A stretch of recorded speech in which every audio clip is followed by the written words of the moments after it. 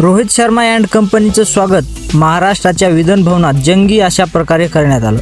महाराष्ट्राचे मुख्यमंत्री आणि उपमुख्यमंत्री आणि सर्व मान्यवर यांच्या उपस्थितीत हा कार्यक्रम पार पडला।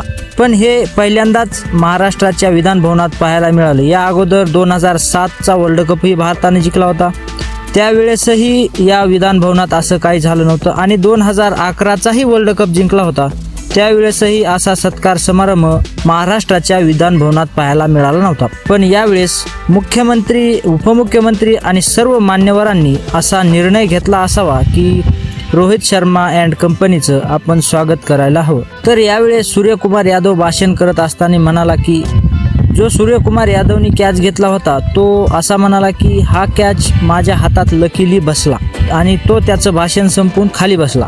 ज्यावेळेस रोहित शर्मा भाषण करायला आला त्यावेळेस रोहित शर्मा आपल्या भाषणातून म्हणाला की बरं झालं सूर्याच्या हातात कॅच बसला, नाहीतर मी त्याला बसवलं असतं। तर हा मजाकी अंदाज रोहित शर्माचा तुम्हाला कसा वाटला हे आम्हाला कमेंट बॉक्समध्ये नक्की कळवा। आणि पुरं विधान भवन खळखळून हसलं आणि रोहित शर्माच्या नावाच्या घोषणाही झाल्या। तर रोहित शर्मा अँड कंपनीबद्दल तुमचं मत आम्हाला कमेंट बॉक्समध्ये नक्की कळवा। भेटूयात पुढच्या व्हिडिओमध्ये, तोपर्यंत जय महाराष्ट्र।